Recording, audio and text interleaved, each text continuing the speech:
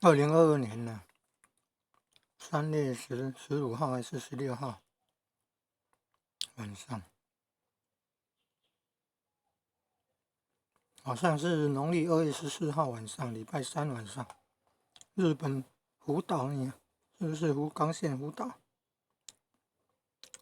发生7.3级大地震了哈，那个引发海啸的很可怕的，有200万户停电呢，你看好可怕2022年2月下旬就发生战争了，俄罗斯攻打乌克兰的战争了，已经3个礼拜多了，用到那个传统跟现代的科技的战争哈。可能美国有帮助乌克兰，看民间的卫星公司传的照片就有办法帮助军用攻击那个什么直升机啦、坦克车啦，好厉害啊！卫星的照片竟然可以看得很清楚，还有配合 AI 人工智慧，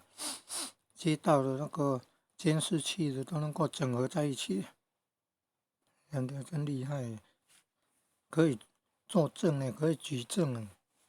举证告这个俄罗斯的普丁总统犯了战争罪。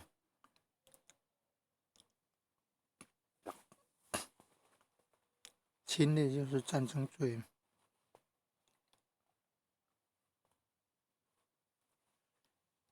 这个做弹弓，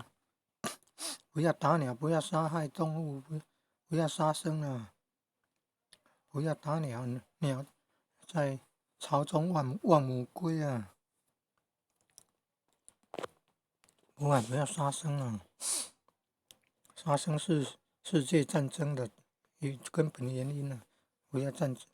争就不要杀生了，不要吃动物的肉了。战争的根本原因就是弱强食，尤其是杀害动物生命，动物再去投胎转世就会报仇了。中国古代梁武帝跟那个侯景将军之间的因果关系故事就是这样。前世就是樵夫跟猴子，再往前世就是出家人跟一只蚯蚓，就因为这个杀生